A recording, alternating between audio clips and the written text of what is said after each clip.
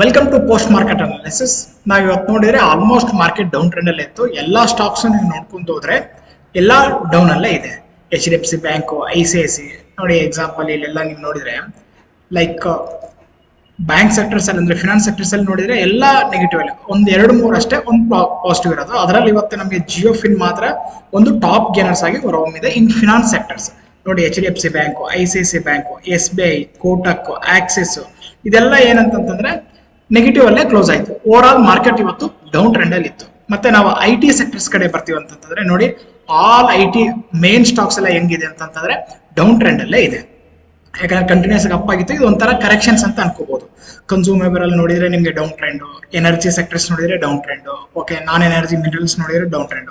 Almost ಎಲ್ಲ ಇವತ್ತು down trend ಅಲ್ಲೇ ಸ್ಟಾಕ್ಸ್ ಗಳು ಕ್ಲೋಸ್ ಆಯ್ತು. ಮಾರ್ನಿಂಗ್ ಒಂದು ಸ್ವಲ್ಪ ಗ್ಯಾಪ್ ಡೌನ್ ಆಗಿತ್ತು, ಅದಾದ್ಮೇಲೆ ಮತ್ತೆ ಕಂಟಿನ್ಯೂಷನ್ ಆಗಿ ಡೌನ್ ಟ್ರೆಂಡ್ ಸ್ಟಾರ್ಟ್ ಆಯ್ತು.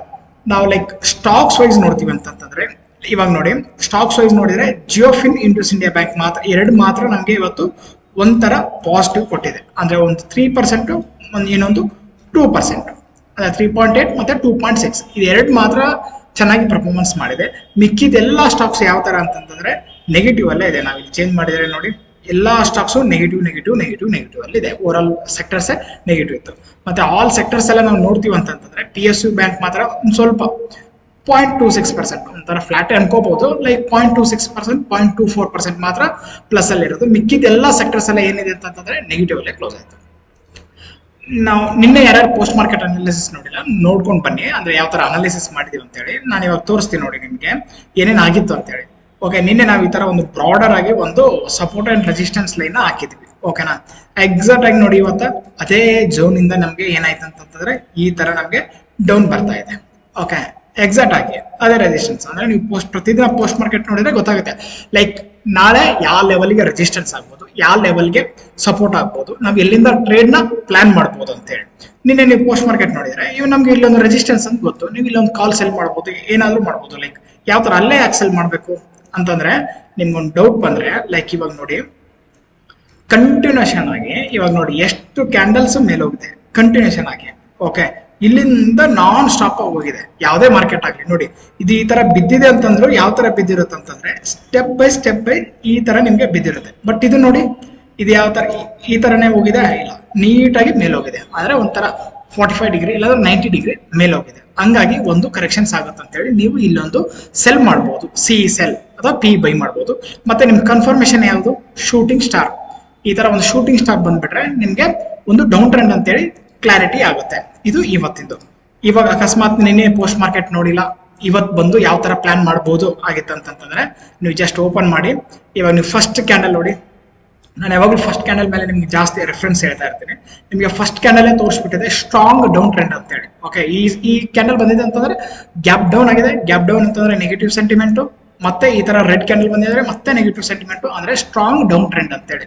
ಓಕೆ, ಅದಾದ್ಮೇಲೆ ನೀವು ಈ ಕ್ಯಾಂಡಲ್ ಲೋ ಬ್ರೇಕ್ ಆದ್ಮೇಲೆ ಒಂದು ಸ್ಮಾಲ್ ಒಂದು 20 ಪಾಯಿಂಟ್ ಸ್ಟಾಪ್ ಲಾಸ್ ಇಟ್ಕೊಂಡು ನೀವು ಟ್ರೇಡ್ ಮಾಡ್ತೀರಾ ಅಂತಂದ್ರೆ ಮಿನಿಮಮ್ ಆದ್ರೂ 60 ಪಾಯಿಂಟ್ಸ್ ಬಂದಿದೆ. ಅಂದ್ರೆ 1:3 ನಿಮ್ಗೆ ಈಸಿಯಾಗಿ ಟಾರ್ಗೆಟ್ ಅಚೀವ್ ಆಯ್ತು. ಯಾವುದು ಈ ಫಸ್ಟ್ ಸೆಷನ್ಸ್ ಅಲ್ಲೇ ನಿಮ್ಗೆ, ಯಾಕಂದ್ರೆ ಟ್ರೆಂಡ್ ಇದ್ಬಿಡುತ್ತೆ ನೀಟಾಗಿ ನಿಮ್ಗೆ ಸಿಕ್ಬಿಡ್ತು 60 ಪಾಯಿಂಟ್ಸ್. ಈ ಕ್ಯಾಂಡಲ್ ಲೋ ಬ್ರೇಕ್ ಮಾಡ್ತೀರಾ ಅಂತಂದ್ರೆ ನಮ್ಗೆ ಇಲ್ಲಿ ಅಂದ್ರೆ ನಿಮ್ಗೆ ಮಾರ್ನಿಂಗ್ ಏನಾರ ಭಯ ಆಗ್ತಿತ್ತು ಅಂತಂದ್ರೆ ಸ್ವಲ್ಪ ಮಾರ್ಕೆಟಿಂಗ್ ನೀವು ಟೈಮ್ ಕೊಡ್ಬೇಕು. ಲೈಕ್ ಒಂದು ಫಸ್ಟ್ 1 ಅವರ್ ನೀವು ಮಾರ್ಕೆಟಿಂಗ್ ಟೈಮ್ ಕೊಡಿ. ಅದಾದ್ಮೇಲೆ ಪ್ರೈಸ್ ಆಕ್ಷನ್ಸ್ ಯಾವ ತರ ಮಾಡುತ್ತೆ ಅದ್ರ ಪ್ರಕಾರ ನೀವು ಟ್ರೇಡ್ ಮಾಡ್ಬೋದು. ನೋಡಿ ಇವಾಗ ಪ್ರೈಸ್ ಆಕ್ಷನ್ಸ್ ಯಾವ ತರ ಮಾಡಿದೆ ಅಂತಂದ್ರೆ ಈ ತರ ಬಂದ್ಮೇಲೆ ನಿಮ್ಗೆ ಒಂದೇ ರೇಂಜ್ ಅಲ್ಲಿ ಇದೆ. ಈ ತರ ರೇಂಜ್ ಆದ್ರೆ ಯಾವ ಕಡೆ ರೇಂಜ್ ಬ್ರೇಕ್ಔಟ್ ಆಗುತ್ತೆ ಆ ಕಡೆ ಮಾರ್ಕೆಟ್ ಹೋಗುತ್ತೆ. ಇದೆಲ್ಲರಿಗೂ ಗೊತ್ತಿರೋ ವಿಷಯನೇ. ಇದಾದ್ಮೇಲೆ ಇವಾಗ ಇಲ್ಲಿ ಬ್ರೇಕ್ಔಟ್ ಆಯ್ತು ಅಂತ ಅನ್ಕೊಳ್ಳಿ. ಇವಾಗ ನಾವೆಲ್ಲ ಸಪೋರ್ಟ್ ಅಂಡ್ ರೆಸಿಸ್ಟೆನ್ಸ್ ಹಾಕೊಳ್ಳೋಣ ಯಾವ ತರ ಅಂತೇಳಿ. ನೋಡಿ ಇಲ್ಲೊಂದು ಸ್ಮಾಲ್ ರೆಸಿಸ್ಟೆನ್ಸ್, ಅದೇ ತರ ಒಂದು ಸ್ಮಾಲ್ ಸಪೋರ್ಟ್ ಅಂತ ಹಾಕೋಣ. ಈ ಅಕಸ್ಮಾತ್ ಈ ಟ್ರೆಂಡ್ ನ ಬಿಟ್ಟು ಹೋದ್ರೆ, ಈ ಟ್ರೆಂಡ್ ನ ಅಂದ್ರೆ ಬ್ರೇಕ್ ಔಟ್ ಆದ್ರೆ ಅಥವಾ ಬ್ರೇಕ್ ಡೌನ್ ಆದ್ರೆ ಏನಂತೆ. ಬ್ರೇಕ್ ಡೌನ್ ಆದ್ರೆ ಯಾವ್ದೇ ತರ ಪ್ರೀವಿಯಸ್ ಸಪೋರ್ಟ್ ಇಲ್ಲ, ಇನ್ನೂ ಡೌನ್ ಟ್ರೆಂಡ್ ಹೋಗೋ ಚಾನ್ಸಸ್ ಇತ್ತು. ಬ್ರೇಕ್ಔಟ್ ಆದ್ರೆ ನಿಮ್ಗೆ ಫಸ್ಟ್ ರೆಸಿಸ್ಟೆನ್ಸ್ ಇದು, ಸೆಕೆಂಡ್ ರೆಸಿಸ್ಟೆನ್ಸ್ ಇದು. ನೀವು ನೋಡಿ ಅಬ್ಸರ್ವ್ ಮಾಡಿ, ಇದು ವೆರಿ ಇಂಪಾರ್ಟೆಂಟ್ ಕಾನ್ಸೆಪ್ಟ್.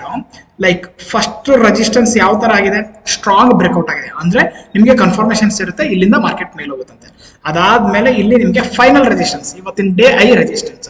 ಬಟ್ ಏನಾಯ್ತು ಅಂತಂದ್ರೆ ಮೇಲೇನೆ ಕ್ಲೋಸ್ ಆಯ್ತು, ಮತ್ತೆ ಪ್ರೈಸ್ ಆಕ್ಷನ್ಸ್ ಇಲ್ಲ ಆಗ್ಲಿಲ್ಲ. ಅದಾದ್ಮೇಲೆ ನಿಮ್ಗೆ ಡೌನ್ ಆಯ್ತು. ಇಲ್ಲಿ ನೀವು ಟ್ರೇಡ್ ಇನಿಷಿಯೇಟ್ ಮಾಡಿದ್ರೆ ಈಸಿಯಾಗಿ ಡೇ ಐ ತನಕ ನೀವು ಕೂತ್ಕೋಬಹುದಾಗಿತ್ತು. ಅದಾದ್ಮೇಲೆ ನೋಡಿ ನಿಮ್ಗೆ ಪ್ರೈಸ್ ಆಕ್ಷನ್ಸ್ ಬಂತು, ಈ ತರ ಆಯ್ತು, ಇಲ್ಲಿ ಲೋ ಬ್ರೇಕ್ ಆಯ್ತು, ಸೀದಾ ಈ ತರ ನೀವು ಮಾಡ್ಬಿಡಿ. ಇಲ್ಲಿ ನೀವು ಎಂಟ್ರಿ ತಗೊಂಡ್ರೆ ಇಲ್ಲಿ ಸ್ಟಾಪ್ ಲಾಸ್ ಇಟ್ಕೊಳ್ಳಿ. 1:3 ರಿಸ್ಕ್ ರಿವಾರ್ಡ್ ರೇಷಿಯೋ. ಸೆಲ್ಲಿಂಗ್ ಅಲ್ಲಿ ಮಾತ್ರ, ಬೈಯಿಂಗ್ ಅಲ್ಲಿ ಮಾಡಿದ್ರೆ ಸ್ವಲ್ಪ ವಾಲಟಿಲಿಟಿಯಲ್ಲಿ ಎಸ್ಎಲ್ಇಟ್ ಆಗಿಬಿಡುತ್ತೆ ನಿಮ್ದು. ಈ ತರ ನೀವು ಸೆಲ್ಲಿಂಗ್ ನೋಡಿದ್ರೆ ಈಸಿಯಾಗಿ ನಿಮ್ಗೆ ಅರ್ಥ ಆಗುತ್ತೆ ಮಾರ್ಕೆಟ್ ಏನಂತೇಳಿ. ಓಕೆ, ಇದ್ಯಾವುದೋ ನಿಮ್ಗೆ ಅರ್ಥ ಆಗಿಲ್ಲ ಅಂತ ಅನ್ಕೊಳ್ಳಿ, ಅದೇನು ಟೆನ್ಷನ್ ತಗೋಬೇಡಿ. ನಮ್ದೇ ರೈನ್ಬೋ ಸ್ಟ್ರಾಟಜಿ ಇದೆ. ಓಕೆ, ನಮ್ ಕೋರ್ಸ್ ಎನ್ರೋಲ್ ಆದ್ರೆ ನಿಮ್ಗೆ ಸಿಗುತ್ತದು, ಫ್ರೀಯಾಗೆ ಸಿಗುತ್ತೆ ರೈನ್ಬೋ. ಓಕೆ, ಇದನ್ನ ಜಸ್ಟ್ ಹಾಕೊಳ್ಳಿ, ರೈನ್ಬೋ ಸ್ಟ್ರಾಟಜಿ ಹಾಕೊಳ್ಳಿ. ಯಾವಾಗ ಕಲರ್ ಚೇಂಜ್ ಆಗುತ್ತೆ ಅವಾಗ ಟ್ರೇಡ್ ತಗೊಳ್ಳಿ. ಇಲ್ಲಿ ನೋಡಿ, ಇಲ್ಲೆಲ್ಲ ಕಲರ್ ಚೇಂಜ್ ಆಯ್ತಾ, ಸೆಲ್ ಕಡೆ ತಗೊಳ್ಳಿ, ಅಂದ್ರೆ ಸಿ ಸೆಲ್ ಮಾಡಿ. ಇಲ್ಲೆಲ್ಲ ಕಲರ್ ಚೇಂಜ್ ಆಯ್ತಾ, ಪಿ ಸೆಲ್ ಮಾಡಿ. ಇಲ್ಲೆಲ್ಲ ಕಲರ್ ಚೇಂಜ್ ಆಯ್ತಾ, ಸಿ ಸೆಲ್ ಮಾಡಿ, ಮುಗೀತು. 1 trade, 2nd trade, 3rd trade. ಇನ್ನು ಮಾಡ್ಬೇಕಂತಂದ್ರೆ ಆಕ್ಚುಲಿ ಮಾಡಬಾರ್ದು. ಈ ತರ 3 ಟ್ರೇಡ್ ಆದ್ಮೇಲೆ ಇನ್ನೂ ನೀವು ಕನ್ಫರ್ಮೇಶನ್ ಐತಿ ಇದೆಲ್ಲ ಸಪೋರ್ಟ್ ಲೆವೆಲ್ ಅಂತಂದಾಗ ಮತ್ತೆ ಇಲ್ಲಿ ಟ್ರೆಂಡ್ ಚೇಂಜ್ ಆಯ್ತಾ, ಮತ್ತೆ 1 ಟ್ರೇಡ್ ತಗೊಳ್ಳಿ. ಇವತ್ತು 4 ಟಾರ್ಗೆಟ್ ಇಟ್. ಯಾವ್ದು ಪ್ರಕಾರ? ನಮ್ ರೈನ್ಬೋ ಸ್ಟ್ರಾಟಜಿ ಪ್ರಕಾರ. ಇದು ಇಂಟ್ರಾಡೇಲಿ. ಈ ತರ ನಮ್ಗೆ ಮಾರ್ಕೆಟ್ ಸಿಗೋದು ಬಹಳ ರೇರು, ಬಟ್ ಸಿಕ್ಕಾಗ ಈ ತರ ನೀವು ಆಪರ್ಚುನಿಟಿನ ಯೂಸ್ ಮಾಡ್ಕೋಬೇಕು. ಏನಿಲ್ಲ, ಸಿಂಪಲ್. ಬರೀ ಜಸ್ಟ್ ಯಾವಾಗ ಕಲರ್ಗಳು ಚೇಂಜ್ ಆಗುತ್ತೆ ಅವಾಗ ನೀವು ಟ್ರೇಡ್ ಮಾಡಿ. ಬರೀ ಕಲರ್ ಚೇಂಜಸ್ ಅಷ್ಟೇ, ಏನು ಯಾವ್ದು ನೀವು ಟೆನ್ಷನ್ ತಗೊಳಂಗಿಲ್ಲ. ಓಕೆ, ಇದು ಆಯ್ತು. ಇವಾಗ ನಿಮ್ಗೆ ಇದು ಗೊತ್ತಾಗಿಲ್ಲ ಅಂತಂದ್ರೆ ಆಟೋಮೆಟಿಕ್ ನಮ್ದು ಎ ಸಪೋರ್ಟ್ ಅಂಡ್ ರೆಸಿಸ್ಟೆನ್ಸ್ ಯಾವ ತರ ಇದೆ ಅಂತೇಳಿ ಇವತ್ತು ನೋಡೋಣ. ಓಕೆ, ನೋಡಿ, ಇದು ಎ ಸಪೋರ್ಟ್ ಅಂಡ್ ರೆಸಿಸ್ಟೆನ್ಸ್. ಇದು ಪೋಸ್ಟ್ ಮಾರ್ಕೆಟ್ ಅಲ್ಲ, ಪ್ರೀ ಮಾರ್ಕೆಟ್ ಅಲ್ಲೇ ಬಂದ್ಬಿಡುತ್ತೆ. ಇದೇ ಸಪೋರ್ಟ್, ಇದೇ ರೆಸಿಸ್ಟೆನ್ಸ್ ಅಂತ ಹೇಳಿ. ಓಕೆನಾ? ನೀವು ನೋಡಿ ಎಕ್ಸಾಕ್ಟ್ ಆಗಿ ನಮ್ ನೋಡಿ ಇಲ್ಲಿ ಸಪೋರ್ಟ್ ಹತ್ರನೇ ಸಪೋರ್ಟ್ ತಗೊಂಡು ಮೇಲೋಯ್ತು, ರೆಸಿಸ್ಟೆನ್ಸ್ ಹತ್ರನೇ ಶೂಟಿಂಗ್ ಸ್ಟಾರ್ ಬಂತು. ನಿಮ್ಗೆ ಯಾವುದೇ ರೆಸಿಸ್ಟೆನ್ಸ್ ಆಗಲಿ ಸಪೋರ್ಟ್ ಹತ್ರ ಆಗಲಿ ಏನಾರ ಒಂದು ಕನ್ಫರ್ಮೇಶನ್ ಬಂದ್ರೆ ಮಾತ್ರ ಟ್ರೇಡ್ ಮಾಡಬೇಕು. ಇಲ್ಲಾಂತಂದ್ರೆ ಮಾಡಕ್ ಹೋಗ್ಬೇಡಿ, ಯಾಕಂದ್ರೆ ನೆಕ್ಸ್ಟ್ ಡೇ ಇರುತ್ತೆ, ನೆಕ್ಸ್ಟ್ ಡೇ ಇರುತ್ತೆ, ಮಾರ್ಕೆಟ್ ಕಂಟಿನ್ಯೂಷನ್ ಆಗಿರುತ್ತೆ. ಬಟ್ ನೀವು ಅರ್ಲಿ ಎಂಟ್ರಿ ತಗೊಂಡ್ರೆ ಸ್ಟಾಪ್ ಲಾಸ್ ಸೆಟ್ ಆಗೋ ಚಾನ್ಸಸ್ ಇರುತ್ತೆ. ಕನ್ಫರ್ಮೇಶನ್ ಬಂದ್ರೆ ಮಾತ್ರ ಟ್ರೇಡ್ ಮಾಡಿ, ಇಲ್ಲಾಂತಂದ್ರೆ ಮಾಡಕ್ ಹೋಗ್ಬೇಡಿ. ಓಕೆನಾ? ಇಲ್ಲಿ ನಿಮ್ಗೆ ನೋಡಿ ಸಿ ಸೆಲ್ ಮಾಡಿದ್ರೆ ಈಸಿಯಾಗಿ ಟಾರ್ಗೆಟ್ ಹಚ್ಚು, ಮತ್ತೆ ಇಲ್ಲಿ ಪಿ ಸೆಲ್ ಮಾಡಿದ್ರೆ ಈಸಿಯಾಗಿ ಟಾರ್ಗೆಟ್ ಹಚ್ಚು. ಈ ತರ ಆಗುತ್ತೆ. ನೀವು ನೋಡ್ಕೊಂಡು ಟ್ರೇಡ್ ನ ಪ್ಲಾನ್ ಮಾಡ್ಬೋದು. ನಾಳೆ ಏನಾಗ್ಬೋದು ಮಾರ್ಕೆಟ್ ಆಸ್ ಯೂಶುವಲ್. ಇವಾಗ ನೋಡಿ ನಮ್ದೇನಂತಂದ್ರೆ ಮೇನ್ ಆಗಿ ಸಪೋರ್ಟ್ ಅಂಡ್ ರೆಸಿಸ್ಟೆನ್ಸ್ ಅಲ್ಲಿ ಇದ್ದೇ ಇರುತ್ತೆ ಟಾಪ್ ಅಲ್ಲಿ. ನೀವು ನೋಡಿಲ್ಲ ಅಂತಂದ್ರೆ ನಿನ್ನೆ ನೋಡ್ಕೊಂಡು ಬನ್ನಿ. ಇವಾಗ ನಮ್ಗೆ ಇದು ಒಂದು ಮೇನ್ ಸಪೋರ್ಟ್ ಆಗಿ ವರ್ಕ್ ಆಗುತ್ತೆ. ಓಕೆ, ಈ ಟ್ರೆಂಡ್ ಲೈನ್ ಇದೆ ನೋಡಿ, ನಮ್ಗೆ ಇದು ಇಂಪಾರ್ಟೆಂಟ್ ಆಗುತ್ತೆ. ಈ ತರ ನಮ್ಗೆ ಟ್ರೆಂಡ್ ಲೈನ್ ವೆರಿ ಇಂಪಾರ್ಟೆಂಟ್ ಆಗುತ್ತೆ. ಈ ಝೋನ್ ನಮಗೆ ವೆರಿ ಇಂಪಾರ್ಟೆಂಟ್. ಇವಾಗ ಅಂದ್ರೆ ಇದೊಂಥರ ಡಿಸೆಂಡಿಂಗ್ ಟ್ರಯಾಂಗಲ್ ಅಂತ ಅನ್ಕೊಳ್ಳಿ. ಈ ಡಿಸೆಂಡಿಂಗ್ ಟ್ರಯಾಂಗಲ್ ರೆಸಿಸ್ಟೆನ್ಸ್ ಫೇಸ್ ಮಾಡ್ತಾ ಇದೆ. ನಾಳೆ ಏನಾದ್ರು ಗ್ಯಾಪ್ ಅಪ್ ಆದ್ರೆ ಈ ತರ ಬಂದು ಮೇಲೆ ಹೋಗೋ ಚಾನ್ಸಸ್ ಇರುತ್ತೆ. ಅಕಸ್ಮಾತ್ ಇದ್ರ ಒಳಗಡೆ ಓಪನ್ ಆದ್ರೆ ಯಾವ ಕಡೆ ಬ್ರೇಕ್ಔಟ್ ಆಗುತ್ತೆ ನೀವು ಆ ಕಡೆ ಟ್ರೇಡ್ ನ ತಗೋಬಹುದು. ಗ್ಯಾಪ್ ಡೌನ್ ಆದ್ರೆ ಈ ರೆಸಿಸ್ಟೆನ್ಸ್ ಹತ್ರ ರೀಟೆಸ್ಟ್ ಆದಾಗ ನೀವು ಟ್ರೇಡ್ ನ ಪ್ಲಾನ್ ಮಾಡಿ. ಇದೇ ತರ ಪೋಸ್ಟ್ ಮಾರ್ಕೆಟ್ ಅನಾಲಿಸಿಸ್ಗಾಗಿ ಶೇರ್ ಮಾಡಿ, ಸಬ್ಸ್ಕ್ರೈಬ್ ಮಾಡಿ, ಲೈಕ್ ಮಾಡಿ. ಧನ್ಯವಾದಗಳು.